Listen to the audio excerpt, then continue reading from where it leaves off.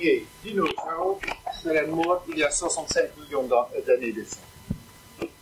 Donc, je ne sais pas si vous avez vu dans le journal, j'ai vu des journaux circuler ici, il y a 65 millions de ça que le dernier dinosaure serait mort.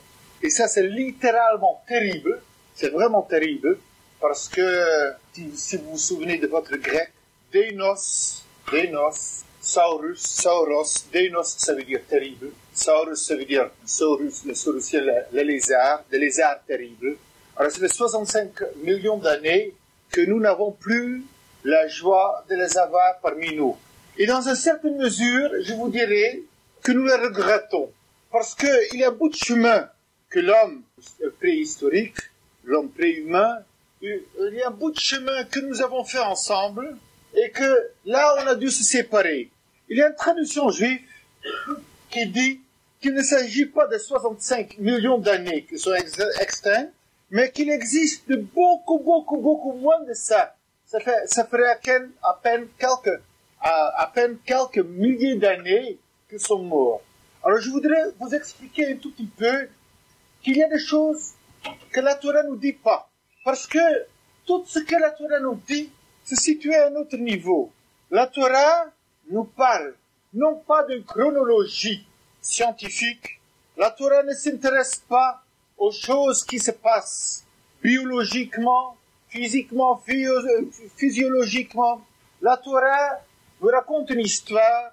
La Torah est préoccupée avec des vérités dynamiques, avec des vérités existentielles plus profondes, où l'histoire se situe à un tout autre niveau. Ce que je veux dire par cela, c'est, on a tous cette question. L'animal préhistorique, qu'est-ce qu'il en a avec lui? Et la Torah nous dit rien. Alors je voudrais vous dire que la Torah peut-être ne nous dit rien. Et quelque part, pour celui qui sait lire la Torah, il y a des allusions, il y a des bribes, il y a des étincelles, il y a des demi-mots, il y a des sous-entendus par ici et par là qui nous permettent de comprendre des choses. Et la Torah semble nous dire, voilà, regarde, je te raconte tout ça en passant. Je te raconte tout cela sans te raconter. Parce que ça n'a pas d'intérêt au niveau du mot. C'est d'intérêt uniquement pour te dire, sache, on est conscient de cela, on sait cela. Et l'exemple que je voudrais vous donner, c'est la chose suivante. Passons d'abord à une question qui se trouve dans le livre de Shemini, dans le livre de Vayikra, le Lévitique, le 3e livre de la Torah, et tout de suite, vous ne verrez pas forcément le rapport, mais c'est ce rapport que je voudrais vous expliquer. La Torah nous dit les choses suivantes. La Torah nous dit, parmi les lois de Kashrut, un juif n'a pas le droit de manger n'importe quoi. Nous le savons. Un juif doit faire attention à ce qu'il mange.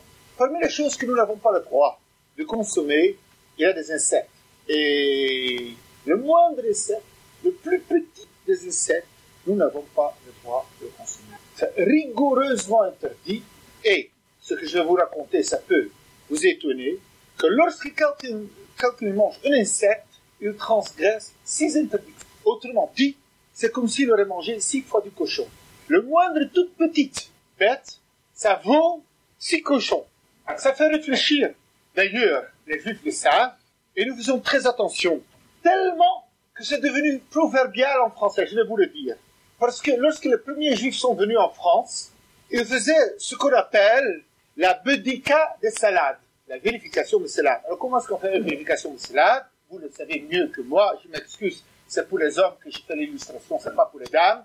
Alors on prend ses lunettes, on prend chaque feuille, et on le regarde devant la fenêtre, en pleine lumière, parce que si on le regarde tout simplement à l'intérieur de la maison, toutes ces petites points qui circulent dessus, on ne le voit pas forcément. Donc devant la fenêtre, en pleine lumière, on se regarde. Alors, vous imaginez des Juifs, déjà des gens bizarres par définition, avec une feuille, devant la fenêtre en train de regarder. Il y a un non-juif qui dit pas, mais qu'est-ce que tu fais? Il dit, mais je cherche la petite bête.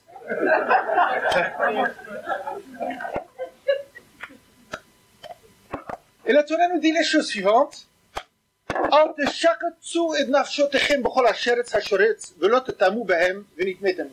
Ne vous souillez pas aux insectes. J'ai traduit le mot sheretz avec insecte.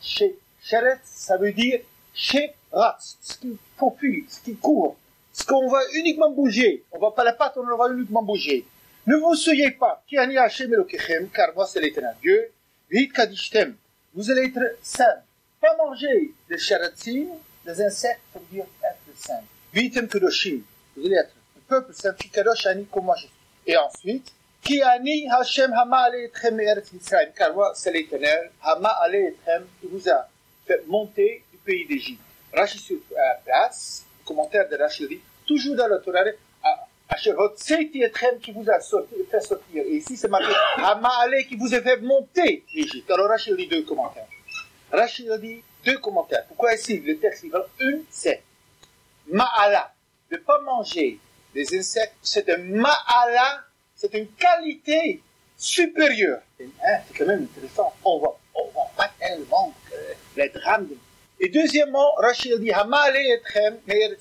c'est pour ça que je vous ai fait sortir. Autrement dit, Rachid nous dit, si les Juifs seraient sortis d'Égypte, et les seules et uniques choses qu'ils auraient acceptées, qu'ils auraient eues, c'est de ne pas manger des insectes, que daï ou la chem shoté qui serait suffi. Autrement dit, écoutons-nous, on serait sortis d'Égypte. Imaginons-nous, on n'aurait pas accepté la Torah, on n'aurait pas proposé la Torah, on n'aurait pas eu pour nous les autres. On n'aurait pas eu Shabbat, on n'aurait pas eu la loi de Kashrut, on n'aurait pas eu cette merveilleuse loi de Taharat Mishpacha, de pureté familiale, on n'aurait pas eu la loi, toutes ces lois, on ne les aurait pas eues, mais on aurait eu une chose. Qu'il s'agit quand tu manges pas des insectes? Tout. Alors, toute l'histoire de la sortie d'Égypte, ce commentaire dit de Rashi serait justifié. Uniquement pour ça. Vous imaginez tout petit peu que Dieu en Mitzrayim nous doit faire 10 fois des plaies, après. C'était douloureux. Toutes ces plaies qui doivent s'enchaîner. Par la suite, la mort de premier-né, la traversée de la mer Rouge, tout ce miracle, ça vaut la peine uniquement pour qu'on ne mange pas la petite bête. On se demande, qu'est-ce qu'il y a là-dedans? Et un point supplémentaire, comment est-ce que la Torah a défini un sheretz? Comment elle le dit? Alors voilà, on dit la chose. Kol holech al gachom. Chacun qui holech, qui rampe al gachom, son ventre. Et lorsque vous regardez dans le texte, vous allez voir que le mot gachom, il y a une lettre va au milieu, la lettre du milieu qui est écrite en grande. Pour attirer notre attention, attention, vous savez, la lettre va, il attache, que vous êtes entre-temps tous et toutes devenus des experts dans la lettre de l'hébreu. Donc la lettre va, veut, et il attache, il lit. Donc, on nous dit, tout ce qui rentre sur le ventre, et ça serait attaché à un autre endroit, et ça attaché à une autre histoire, et c'est cette autre histoire qui nous intéresse. L'autre histoire, c'est, nous savons que, jadis, Dieu l'a déjà parlé à celui qui va sur le ventre. Qui est celui qui va sur le ventre? Qui est celui qui va sur le ventre? Qui est l'animal? Qui est l'animal qui représente les animaux qui rampent sur le ventre? C'est le serpent. Parce que nous savons qu'après l'histoire d'Adam et Ève, d'Adam et Chava, HaKadosh Baruch Hu dit, tu sais, tu vas être puni. Et il y a une mutation qui a eu lieu. HaKadosh Baruch Hu l'a ôté de ses pattes. Et à partir de maintenant, il va al Gachom. Voilà le terme que la Torah emploie, il va al Gachom. Quel enjeu? Pourquoi est-ce que maintenant il va al Gachom? Pourquoi désormais il doit aller sur le ventre? Et c'est là que je reviens sur nos amis les dinosaures, parce que nous sommes très écologiques. Et voilà que l'autre fois, je voulais vous expliquer que la Torah vous dit, et je ne peux pas vous donner tous les endroits où la Torah elle fait allusion à cela, mais à un moment donné, le serpent, il représente dans la Torah les animaux préhistoriques. De quelle façon? De façon suivante. Lorsque nous sommes dans le récit de la création, nous voyons que le serpent, il parle. Il est doté de la capacité de la parole. Il parle, il s'exprime. Et à qui il parle? Les abeilles aussi, il parle. Mais jusqu'à ce jour, les abeilles ont toujours parlé aux abeilles. Les fourmis, ils sont limités à la discussion avec des fourmis. Mais les serpents parlaient à l'homme. Et nous le savons. Lorsque nous parlons ensemble, à tout instant, cela veut dire qu'on se mesure ensemble. Toute parole, il y a quelque part un sous-entendu. Le ton, l'intonation, le contenu, la façon, la présentation. Dans tout échange, il y a aussi, dans n'importe quelle discussion, dans n'importe quelle parole, on se situe. Toi, tu es toi, moi, je suis moi. Que suis-je par rapport à toi? Et est-ce que tu es par rapport à moi? À tout instant, je dis un mot. Comment va réagir l'autre? Ah, donc, tel et tel. Ah, moi, je suis que toi, parce que j'aurais agi plus, mais je vais t'expliquer. Là, je me sens inférieur, je me fais tout petit, je suis et tout le temps se trouve dans l'expression. Tout échange entre deux hommes, ça n'existe pas un échange qui est purement informatique. Tout échange. Et voilà donc, si nous connaissons un animal qui parle, ça veut dire qu'il y a un animal celui à l'homme. C'est un animal qui, quelque part, il dit à l'homme, tu as un message. Moi, j'en ai eu aussi. Le monde, il est à toi, c'est pas évident, parce que moi, je parle aussi. Voilà qu'il y a déjà l'animal, l'homme qui est l'homo loquens, l'homme qui est celui qui parle. Mais non, on nous dit. La première des choses que la Torah nous dit, que le serpent, on lui parle aussi. Et pas comme la naisse de Bilam, il a quelque chose à dire. Et c'est quoi? Alors voilà qu'il dit à Adam, à Ève, plutôt à Chava, dis-moi, c'est vrai que le bon Dieu te dit qu'il ne faut pas manger de ce fruit, qu'il ne faut pas le toucher. Et Chava lui, alors le serpent dit à Chava, Ha'af ki amar Elokim lo tochal mimenu. Qu'est-ce qu'il dit? Alors la traduction littérale, c'est très important, il a la chose. Ha'af, même si Dieu l'a dit qu'il ne faut pas manger, fais-le quand même. Le serpent dit à Chava, Af ki amar Elokim. Même si Dieu l'a dit ne mange pas, vas-y quand même. Voilà ce que dit le serpent. Ce qui est fort étonnant, c'est un langage si primaire, si bas. Tu veux séduire, enveloppe la marchandise un tout petit peu. Qu'est-ce que le serpent est en train de dire? Le bon Dieu l'a dit non. Non, tu peux y aller. Moi, je te permets. Tu peux. Vas-y. Et voilà que ça va. Quelle est la discussion? Alors, je voudrais vous dire qu'il y avait un moment donné, les tout premiers instants de ce monde, que le monde n'était pas défini. C'est-à-dire, le monde, il était à la recherche de son propre identité. Et dans ce monde, il y avait deux forces. Tout au début de la création, il y avait la force humaine et il y a la force animale. Et l'animal, la force animale, c'était pas tout simplement un animal, c'était une idéologie animale. C'était une culture animale. Et dans cette culture animale, il y avait une lutte entre l'homme et l'animal. La question était à savoir, à qui appartient ce monde? Et lorsque je dis à qui il appartient, je ne parle pas sur le plan physique, qui est le plus fort. Non. La question c'est, qui définit ce monde? Est-ce que l'homme, il doit s'insérer dans un monde qui, dans le fond, est un monde animal, un monde qui est déterminé par des valeurs physiques, charnelles, biologiques, animales, et l'homme, il est toléré à l'intérieur, tant qu'il sait que le monde, il appartient aux instincts et aux impulsions, ou est-ce que le monde, il appartient à l'homme? Et ce monde, il a des vérités plus élevées, et c'est à l'animal à s'y faire une toute petite place dans un monde qui est défini par l'homme. C'est-à-dire la chose suivante.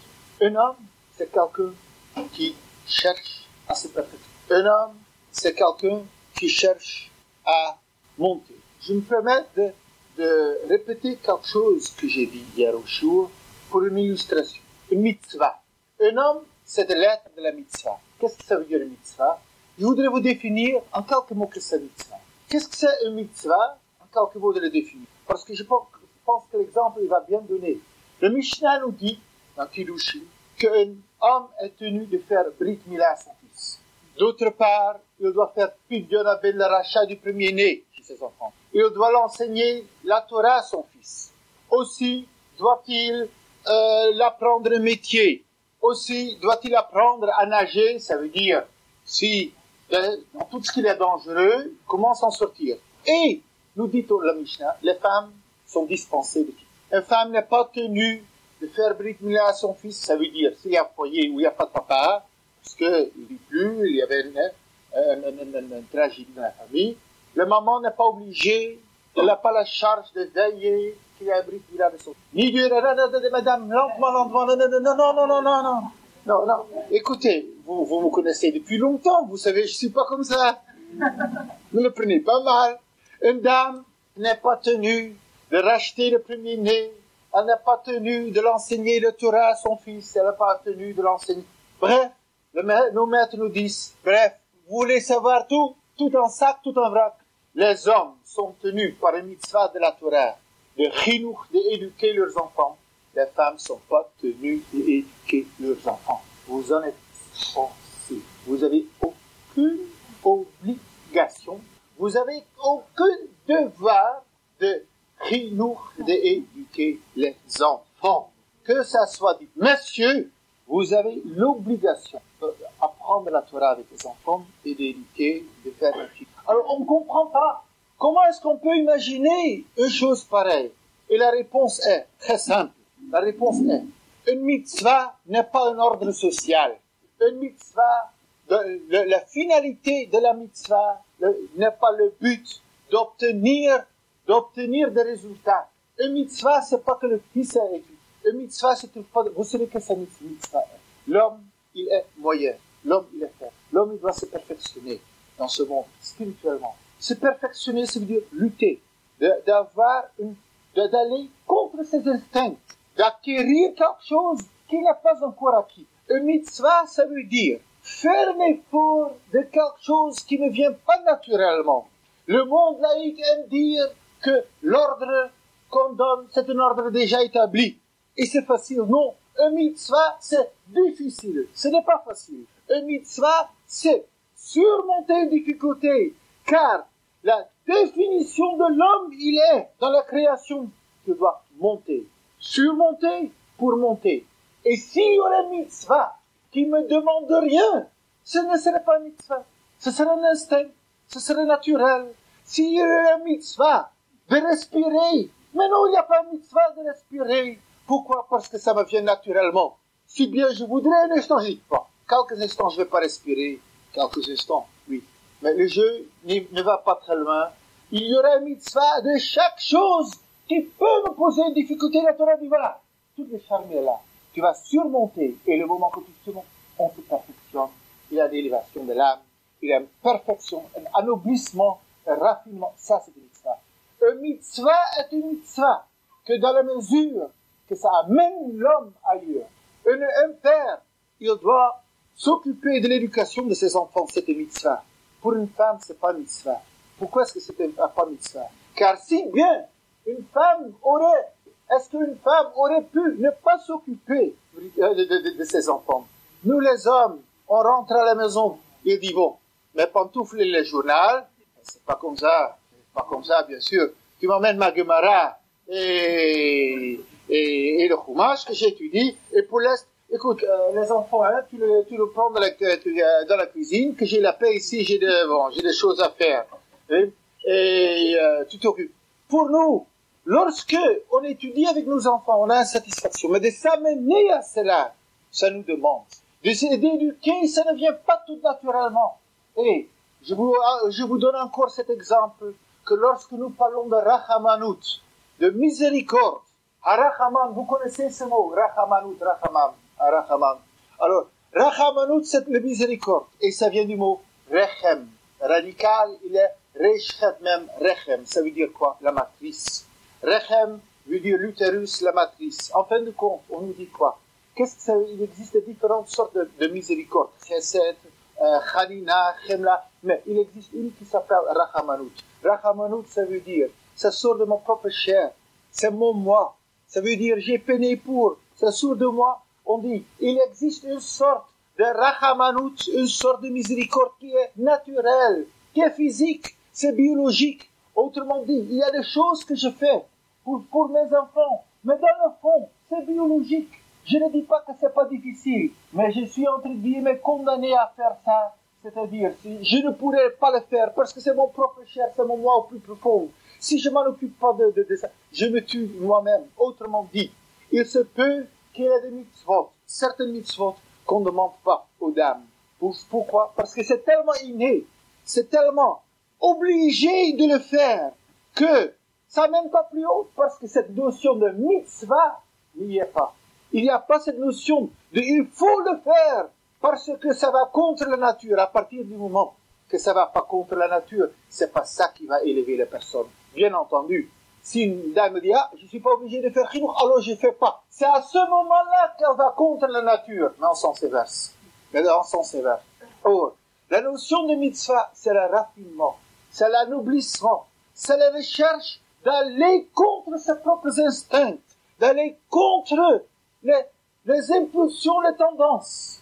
Pas énormément, petit à petit, pas par grand pas, pas par saut, mais par petit. Revenons au serpent. Quel est le monde animal? Le monde animal, il est. L'animal, il dit, le lion, il dit à l'homme, je déchire, je dévore, je suis féroce. Mais est-ce que je suis mauvais? Gare à celui qui ose dire. Parce que le moment même que nous trouvons un lion, tu sais, j'ai vu hier, tu as déchiré un agneau, c'est pas gentil. Hein?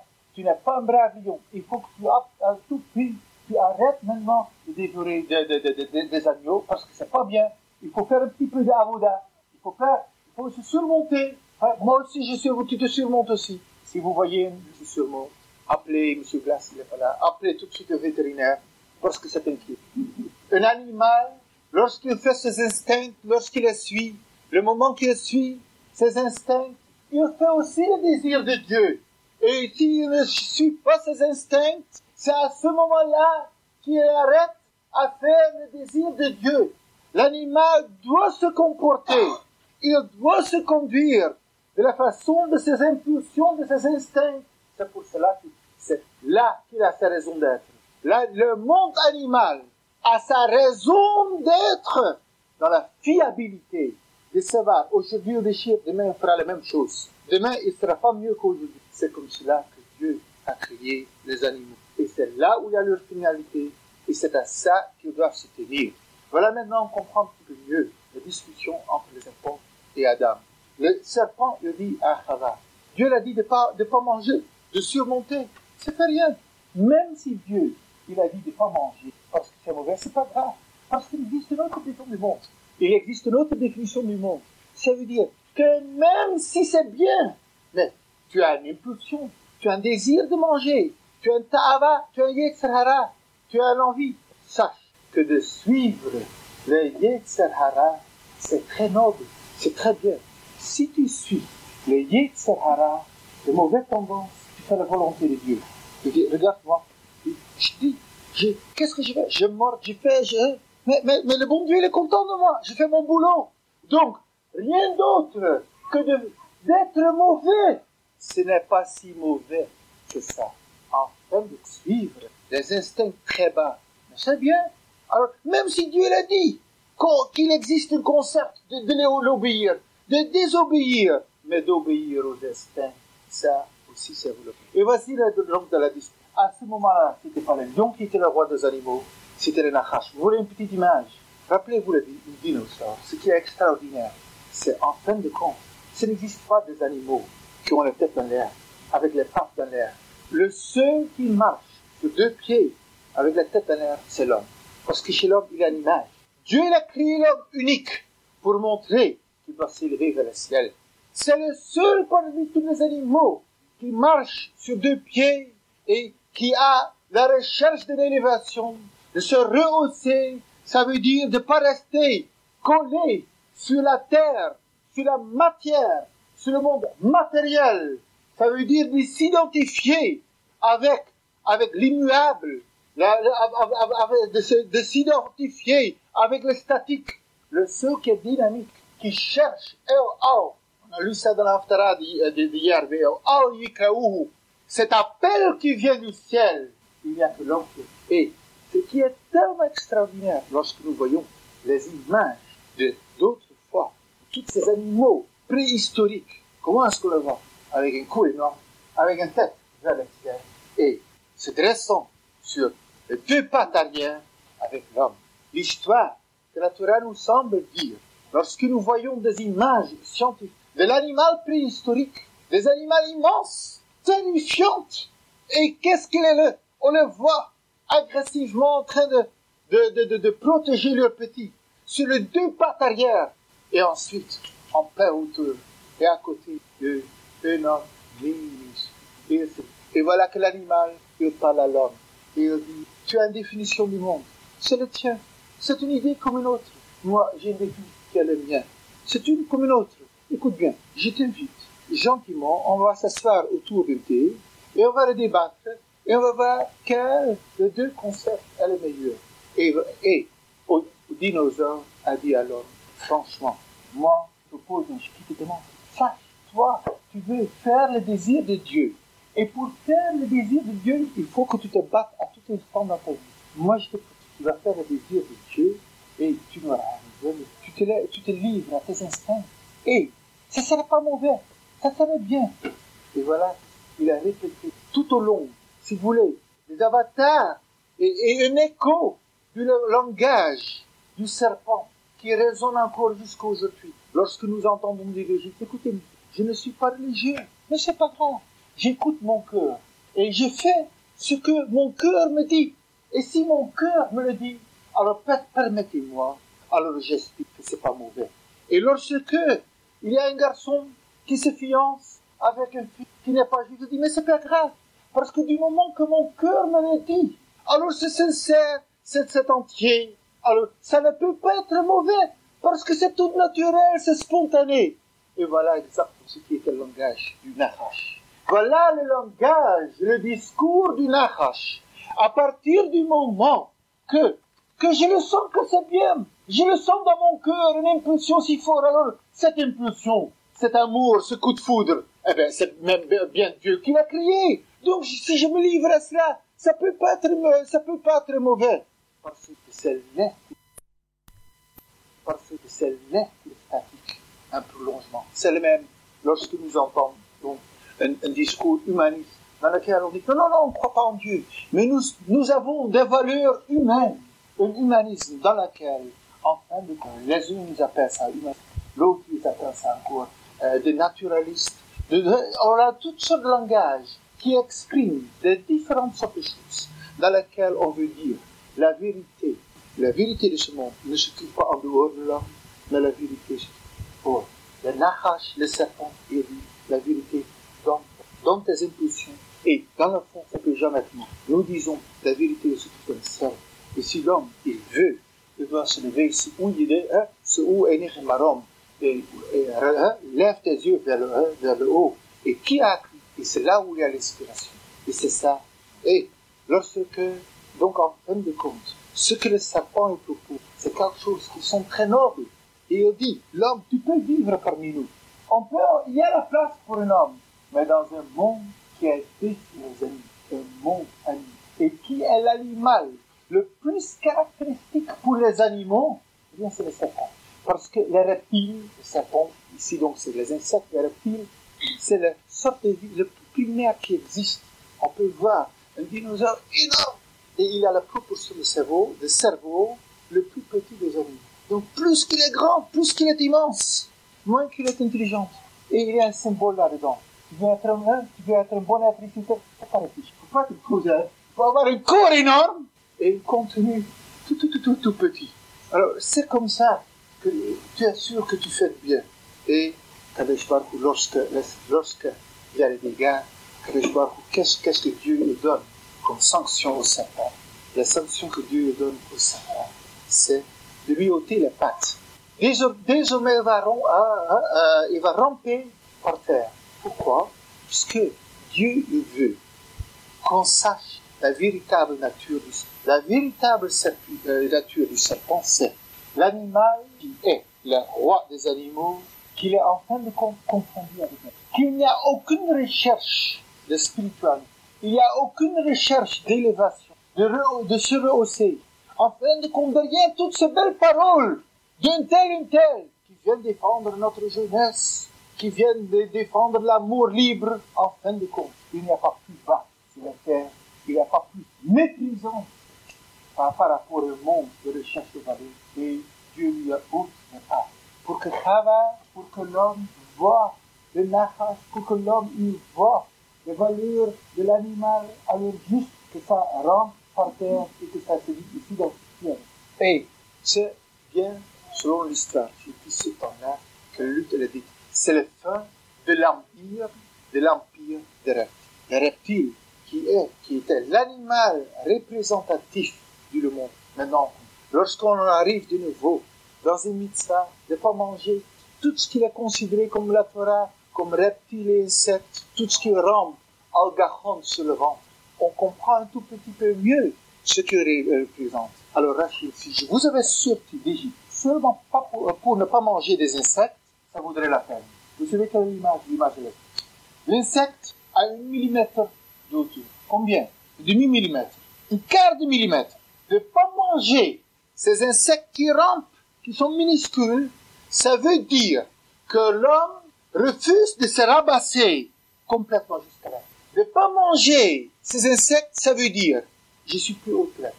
Combien? Peut-être un quart de millimètre. Mais ce quart de millimètre ici. Le rehaussement, le ma'ala, ce que l'homme il a rehaussé. Non, je ne suis pas, je m'identifie pas avec la terre. Un être humain, il a une recherche qui se trouve la tête dans l'air, dans le ciel. Et si toute la recherche de l'homme, de se rehausser, se jouait à niveau d'une seule puceron, c'est-à-dire les quarts de millimètre d'épaisseur qui le séparent de la terre, à ce moment-là, il est humain. Il est humain. Parce qu'il refuse de se rabasser à la terre complètement, jusqu'en bas, jusqu'à ce qu'il soit complètement identifié avec les instincts, avec le naturel, avec son cœur, avec l'emportement, avec l'impulsion, avec tout ce qu'on appelle naturel. À ce moment-là, il y a une recherche aussi. Nous n'avons aucune idée de ce qui s'est passé donc, au moment qu'Adam et Chava sont sortis du Gan Eden, jardin d'Éden. Nous savons qu'il y a une histoire qui se clôture. Il y a un monde qui a changé. Le monde animal s'arrête là. L'homme, désormais, il est imprégné du venin du Nachash. Avec ses différences, il en est conscient. Désormais, il a la mitzvah. Il a un ordre. Il a la recherche. Non pas un ordre de l'acquis déjà, mais l'ordre de cherche, de s'élever, de se remonter. Et, quelque part en filigrane, la Torah nous dit, vas-y, au moment de la sortie du Gan Eden, que toutes les grandes têtes d'animaux sont. C'est à ce moment-là qu'ils se sont minéralisés, fossilisés, et c'est bien entendu, ça reste une image, en métaphore. Si vous allez demander, même poser la question, oui, mais comment se fait-il lorsqu'on fait des tests avec du carbone 14 et ça remonte à je ne sais pas quoi, je trouve un animal qui est fossilisé qui a 220 millions d'années. Et vous voudriez ma réponse? Je voudrais dire ma réponse en 2 volets. La première partie, c'est, je voudrais vous dire. La deuxième partie, je voudrais dire, franchement, c'est non. Car, dans ce monde, l'homme est limité. La science non plus ainsi. La science se trouve également devant un grand mystère. Je vous en donne une seule image. Comment se fait-il que la mémoire collective de l'homme est de 6 000 ans? Ça veut dire, et c'est ce que les scientifiques nous disent, que nous n'avons pas de traces dans la conscience de l'être humain qui remonte à plus de 6 000. C'est d'autant plus intéressant que c'est l'âge. Et selon la tradition juive, la Terre est là, quelques 6 000 ans. Et même si on veut dire que l'homme, il est antérieur, il est si vieux, c'est tellement étonnant qu'aucun homme, ça veut dire que la collectivité des êtres humains, on se rappelle, on a des souvenirs, il y a un blocage complet que l'histoire de la civilisation, il a de 6 000 ans, et au-delà, derrière cela, on ne se rappelle pas. Et la science nous dit, oui, mais l'homme, il était déjà homme avant. L'homme, il est homme depuis des millions d'années. Alors comment se fait? S'il était déjà homme, il a laissé ses empreintes, qu'il n'en reste pas un souvenir dans la mémoire collective. Voilà une des grandes questions que la science n'entame pas. La science ne l'entame pas parce qu'il s'agit d'une question gênante. Il s'agit d'une question pour laquelle il n'y a pas de réflexion. Autrement dit, ce qu'on dit, l'homme n'a pas la capacité intellectuelle de réfléchir sur plus de 6 000 ans en arrière. C'est-à-dire, il peut réfléchir mathématiquement, il pourrait faire réfléchir à sa place des machines, mais lui-même n'a pas d'emprise là-dessus sur l'arrière. C'est-à-dire que tout ce qu'il peut réfléchir, c'est ce que, dans la mesure que la machine, elle est juste, qu'il n'y a pas d'arrière, mais il n'y a pas de conscience humaine pour vérifier ça. Et le fait même qu'il n'y a pas de conscience pour remonter derrière les 6 000 ans, ça veut dire que quoi? Il y a 6 000 ans en arrière, il y a quelque chose qui s'est passé. Il y a quelque chose qui a complètement voilé et qui a constitué un blocage que ce monde derrière, je ne me souviens pas. C'est comme il y a 6 000 ans en arrière, on a été anesthésié et on ne comprend plus rien depuis. On n'arrive pas à le remonter dans notre conscience. Et ce qui est arrivé 6 000 ans en arrière, donc, c'est la sortie du Gan Eden, des mutations autant biologiques et une intensité vécue dans le monde qui a fait que pour Dieu, Dieu l'a compact. Lorsque Dieu l'a amputé les pattes du serpent, on se dit bien que ce n'est pas par intervention chirurgicale que le joueur a fait ça. Parce que nous savons aujourd'hui que toutes les interventions chirurgicales, contrairement à ce qu'on veut dire, ne deviennent pas de qualité acquise. Si quelqu'un, il a Rahman al-Islam, que Dieu ne protège pas des jambes, et il a des enfants, Baruch Hashem, ses enfants ont toute chance d'être normal et d'avoir des jambes. Hakadosh Baruch Hu l'a interviewé beaucoup plus profondément. Il a changé la nature des animaux qui étaient entre. Il a voulu comprendre. Il a forcé, il a minéralisé, il a compacté. Voilà donc un aspect. Je vous dis bien, un aspect. Il y a encore un deuxième aspect que je voudrais vous mentionner très brièvement. Ce que nous avons dit jusqu'à maintenant, ça veut dire que nous vivons, en fin de compte, sur les débris de l'histoire du Gan Eden. Et si l'homme ne comprend pas bien son monde, c'est parce qu'en effet, il vit un monde qui est douloureux, les débris du Gan Eden. Et la dernière fois, nous avions parlé du temps. Et je voudrais ajouter là-dessus quelques mots. Au début de la création, le Midrash soulève, c'est marqué Vayhi Erev, Vayhi Boker, Yom Echad. Premier jour de la création. Vayhi Erev, et ce fut le soir.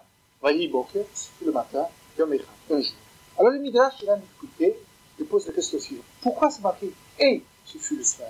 Et, on ne peut pas dire comme ça. Ce fut le soir, ce fut le matin, un jour. Ce terme et, on ne comprend pas bien. Et ce fut le soir. Non, pas et ce fut le soir. Ce fut le soir, ce fut le matin.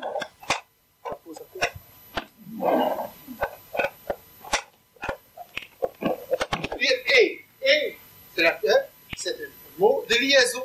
Une liaison pour lier à quelque chose qui est entendu. Que veut dire et ce fut le soir? Alors voilà, que dans le Midrash Rabbi Shimon, il dit Melamed Shahaya Seder Zemanim Lifnechem. Ici, nous enseigne qu'il y avait un Seder Zemanim, un ordre de temps encore antérieur. Il existait quelque chose avec le temps antérieur au premier jour. Il y a, la dernière fois, nous avons en fin de compte fait quoi? Nous avons parlé du temps durant les 7 jours de la création. Ce temps, comment le définir? Lorsque le premier 2 jours, il n'y avait pas encore les astres, et il y avait quand même un jour. Donc on a parlé qu'il existait un temps et un temps différent, pareil, différent et différent, pareil, antérieur, pendant la première semaine de la création. Ce que le Midrash nous dit maintenant, c'est une information supplémentaire. Là, on s'est déjà émerveillé.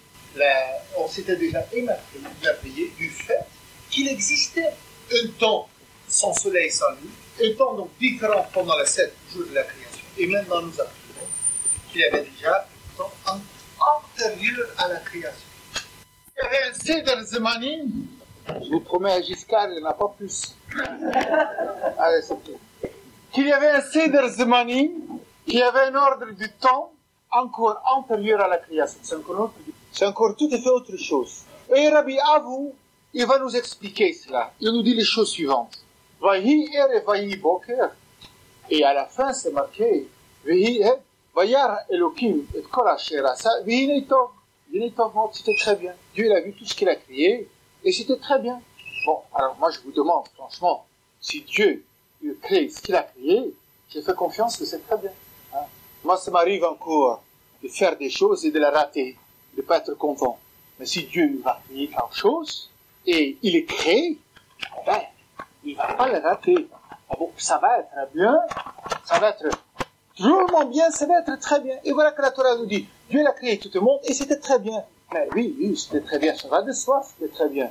Alors Rabbi Avou, il le commente, il dit, Melamet, Shaya, Boré, Olamot, Umachrivan. Ceci nous enseigne que avant notre monde, Dieu a créé d'autres mondes qu'il a détruits. Et il a créé des mondes un après l'autre, qu'il a démolis un après l'autre.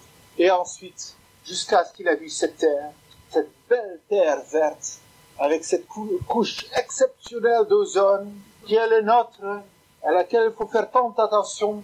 Alors il a vu ce monde. Et il s'est émerveillé. Et il dit, Dan ahanyani, atun lo ahani. Il a dit, tout ce monde que j'ai créé jusqu'à maintenant, ça vaut rien. Ça ne me fait pas plaisir, ça me sert à rien, Dieu l'a dit. Mais celui-là, ce monde, où il y a vous, et où moi je suis, où nous sommes tous là, Dieu l'a dit, ce monde est vraiment sympathique. Hein? Dieu l'a dit, ce monde me plaît. Ce monde me convient, et ce monde, je veux le garder. Et c'est pour cela que c'est marqué, il n'est pas mort que ce monde est bon. Et il y avait donc que les deux avis de Rabbi Shimon dans le Midrash, et Rabbi Avou, ses frères. Rabbi Avou nous dit, il y a un verset qui nous dit qu'il y avait un Seder Zamani, qu'il y avait du temps quelque part antérieur à notre monde. Et Rabbi Avou nous dit, oui, il y avait du temps parce qu'il y a un autre verset qui dit qu'il y avait un temps antérieur, mais il y avait carrément le monde antérieur à notre monde. Pas seulement le temps, il y avait encore des mondes antérieurs à notre monde. Et Dieu, il a vu que tout ce monde ne faisait pas la route, ne tenait pas, ne convenait pas. Alors Dieu l'a démoli pour faire la place au monde génial qui est le nôtre. De quoi s'agit-il? À Botaï, la question, c'est la question que les enfants. Les enfants, Dieu peut faire tout. Oui, bien sûr. Est-ce qu'il peut aussi se faire disparaître? Non. Alors il ne peut pas faire tout. Alors il y a souvent des choses qu'on n'arrive pas à expliquer, parce que c'est un illogisme, c'est mal comprendre le pouvoir de Dieu, c'est encore plus mal comprendre ce Dieu. Mais je vous pose la question, puéril, enfantin en ce terme, Dieu, est-ce qu'il serait capable de faire quelque chose de différent? Est-ce que Dieu, il peut faire un monde qui n'est pas bon? Si Dieu est bon, et si Dieu veut faire un monde, et si le monde n'est pas bon, est-ce que Dieu peut faire un monde qui serait pas bon? Que veut dire que Dieu crée des mondes? Et après il dit non, en fin de compte c'est raté ce monde. Et ensuite il en crée un autre, il en crée des autres, et tout ce monde, ce sont des mondes là, jusqu'à ce qu'il voit notre monde.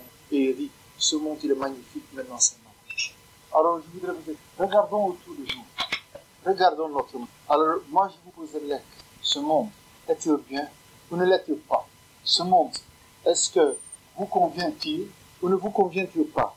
Réponse, il ne nous convient pas, mais on s'y fait. Est-ce qu'il est bien, bien pas forcément, mais on essaie d'en tirer le meilleur parti.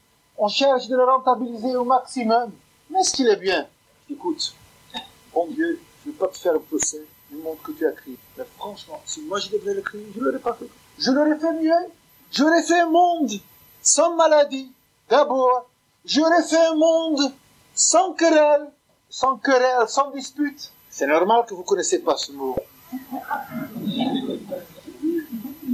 Un monde sans accroc. J'aurais fait un monde. Mais moi j'aurais fait un monde.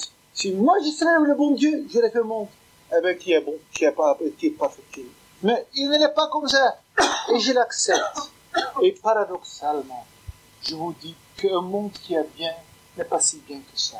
Parce que si le monde il était déjà bien, je vous demande franchement, qu'est-ce qu'on devrait faire toute la journée? Si on était déjà perfectionné, si nous avions l'impulsion d'être bien, comme l'animal a l'impulsion d'être mauvais, alors on serait des anges. Alors on serait des anges d'une part, des animaux d'autre part. Ce n'est pas la peine. Un animal ne peut pas se mesurer avec un ange. Avec un être humain, oui. Avec celui qui est mi-chemin entre l'ange et l'animal, l'animal peut le séduire. L'animal peut dire à l'homme, fais comme moi. Et l'ange, il peut dire dans le coucou, fais comme moi. Mais avec l'homme au milieu. Mais si l'homme c'était l'ange, que veux-vous le faire toute la journée? Ce sera la retraite à la naissance. Dès la naissance, on n'aurait plus rien à faire. Donc paradoxalement, ce que je voudrais vous dire, c'est que Dieu a créé des mondes antérieurs à ce monde. Et ce monde ne croyait pas qu'ils n'étaient pas bien. Ce monde était parfait. Parce que Dieu ne peut pas créer quelque chose qui n'est pas bien. Et Dieu il a créé le monde qui était parfait. Tellement parfaite que paradoxalement ça sert à rien. Et c'est exactement ce que le Midrash lui dit. Ce monde qui est parfait, il n'est pas bon. Donc il y a quelque chose qui est magnifique, il est bon, il est bien, il est magnifique, il est parfait. Il est unique. Et Dieu a créé un monde après l'autre. Et on se demande encore pourquoi est-ce qu'il a commencé, mais nous allons voir bientôt que Dieu ne s'est pas trompé. Hein. Je vous le dis d'ores et déjà, qu'il savait très bien ce qu'il a fait. Il a créé un monde après l'autre. Il a dû retirer et anéantir, détruire un monde après l'autre. Parce que, paradoxalement, ce monde, ne pas qu'ils n'étaient pas bien. Ce monde était bien et bon à rien. Ils étaient tout simplement unis. Et enfin, Akadosh Baruch Hu a créé ce monde. Ce monde avec toutes ses imperfections. Ce monde avec toutes ces... Ce monde qui n'est pas bien. Ce monde dans lequel je me pose. Dieu, je voudrais tellement être religieux, mais je n'arrive pas. Pourquoi est-ce que je n'arrive pas? Parce que, regardez bien, à gauche, chez moi, dans la maison, à gauche, j'ai des voisins. Des gens bien, hein, rien à dire. Rien à dire. C'est un rabbin. Hein. Lui, il a une grande femme. Famille non plus. Sa femme, elle va la tête couverte. Mais je vous dis tout de suite, des gens bien. Hein, des gens agréables, serviables. Et ils disent qu'il faut plus. À droite, de chez moi, il y a un scientifique. Qui a dit. Et les scientifiques, je ne crois pas en Dieu. Mais c'est pas pour autant. Hein. Ne croyez pas. Les gens tiennent beaucoup. Et il y a les enfants, bon, écoutez, peut-être ils prennent du LSD, mais comme toutes les jeunesses d'aujourd'hui, il n'y a pas pire que tout le monde. Et ils sont toujours très polis, mais croyez, c'est pas pour autant, ils sont très polis.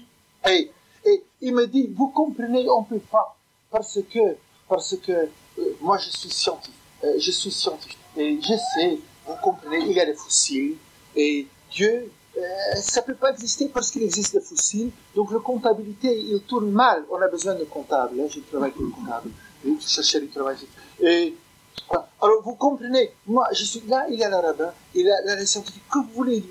On est un tout petit peu, parce que je vous demande, si vous aviez une maison, et vous y étiez, il y avait uniquement le rabbin, il y avait pas de scientifique, avec des voisins pareils, avec des gens, des tzadikim, des gens si bien que ça, mais on serait bien. Pourquoi est-ce qu'on a des études? Parce qu'on a des études, parce qu'il y a un tiraillement. Parce que ce monde, un monde, est bien seulement, paradoxalement, lorsqu'il n'est pas encore bien. Un monde, il est bien. Parce qu'il est construit sur des débris. Je ne commence pas le monde par moi. Je commence le monde. Le monde, il commence avec une histoire. Avec des histoires, ça aussi, mais surtout avec une histoire. Lorsque moi je viens dans le monde, je viens, lorsque je suis venu dans le monde, bébé, déjà dès la naissance, le bébé il pleure. Il trouve, je dois venir dans ce monde, c'est pas juste. Parce qu'il vient ici, dans un monde de fossiles. J'entends. Il devient avec un héritage moral qui traîne depuis génération en génération, qu'il ne maîtrise pas, qu'il doit assumer, mais dont il n'est pas responsable, qu'il doit assumer, mais qu'il ne peut même pas comprendre. Il vient dans un monde qui est antérieur. Et lorsqu'il vient en plein milieu, il vient avec un tiraillement. Il dit, ça me dit oui, et ça me dit non. Et c'est justement parce qu'il a une épreuve terrible que, regardez, ce monde n'est pas bon. Alors j'ai pas envie d'être bien. Pourquoi voulez-vous que je me laisse abuser? Si moi je vais être quelqu'un de bien, tout le monde va profiter de moi, physiquement, moralement. Et tout le monde va profiter du monde, et moi je vais être l'imbécile. Je vais être, lorsque tout le monde est au cinéma, moi je serai à la synagogue. Je vais me faire avoir dans ce monde. Et pourquoi? Parce que ce monde, il est construit. Si Dieu avait créé un monde tout de suite, sans fossiles derrière, sans dégâts derrière, sans débris, mais un monde qui n'était pas sur des cassures, sur des brisures, mais un monde où les bases, ils étaient entiers. L'homme n'avait rien arrangé. Si l'homme n'avait rien arrangé, et le monde serait un monde évident, le monde il sera éloquent, par son silence il serait clair. À ce moment-là, l'homme ne serait pas un homme, l'homme il serait un ange. Et si l'homme il serait un ange, il ne serait pas intéressant. Et Dieu, il a créé le monde pareil. Car Dieu ne peut pas créer quelque chose qui n'est pas bon. Et Dieu l'a créé monde après monde qui était parfait. Et en fin de compte, pourquoi est-ce que Dieu a créé tout ce monde parfait? Parce qu'il avait besoin de tout ce monde pour le détruire. Parce que le véritable monde qui est enrichissant, dans lequel un homme ne peut être un homme, c'est un monde qui est construit sur des fossiles, sur des minéraux. Si nous sommes des êtres humains, vous savez pourquoi nous sommes des êtres humains? Parce qu'il y a tant de gens. Il y en a des gens qui disent l'homme, il est un être humain parce qu'il est capable de comprendre. Mais c'est pas vrai. L'homme, il est un être humain parce qu'il a la source de tout ce qu'il ne comprend pas. La grandeur, ou si vous voulez pas la grandeur, mais la caractéristique de l'homme, c'est pas le fait qu'il comprend. La puissance de l'homme, c'est la souffrance qu'il ne comprend pas. Et qu'est-ce qui pousse l'homme à s'élever? C'est cette frustration, cette manque, ce creux, cette vide. Je ne comprends pas. Vous savez, l'animal ne comprend pas. Il ne comprend pas plus que nous. Mais il ne cherche pas à comprendre. Et du moment qu'il ne cherche pas à comprendre, il n'a pas besoin d'avoir la tête dans l'air. Il est collé à la terre. Il vit avec sa vérité. Il rampe par terre. Du moins le plus caractéristique de tous. Il rampe par terre. Sa vie est là. Que ce soit clair, que ce soit net. Le Midrash dit encore autre chose. HaKadosh Baruch Hu dit au serpent, tu sais, ta nourriture, il va être à Far Haaretz, la poussière de la terre. Attention, tout le monde doit courir pour avoir un parnassa. Tout le monde, pour avoir un gain-pain, doit se couper en quatre, en mille. Qu'est-ce qu'on ne doit pas faire pour avoir un parnassa, pour gagner plus d'argent? Un serpent, hein?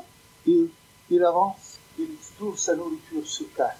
Alors, pourquoi est-ce que cela est un klala, une malédiction? C'est une bracha, c'est une bénédiction, mais la réponse est l'homme, lorsqu'il a faim, tout à coup, j'ai fait ce que je veux. J'ai faim. J'ai à la maison une femme, j'ai des enfants que je dois nourrir. Si ce n'est pas pour moi, que ce soit pour ma femme, pour les enfants, que ce soit pour la famille. Mais s'il te plaît, Dieu, écoute, il a des yeux au ciel, c'est là, il s'adresse à lui. Lorsque l'homme il a faim, ça veut dire qu'il s'adresse, il sait qu'il dit, le serpent n'a jamais, il a cette terre, il a sa nourriture sur place. Autrement dit, Dieu lui dit, tu n'as pas besoin de te lever. Jamais il n'y a pas de plus grande malédiction dans la vie des hommes à avoir faim et des hommes à avoir besoin de quarantaine. Celui qui n'a jamais besoin de plus, il oublie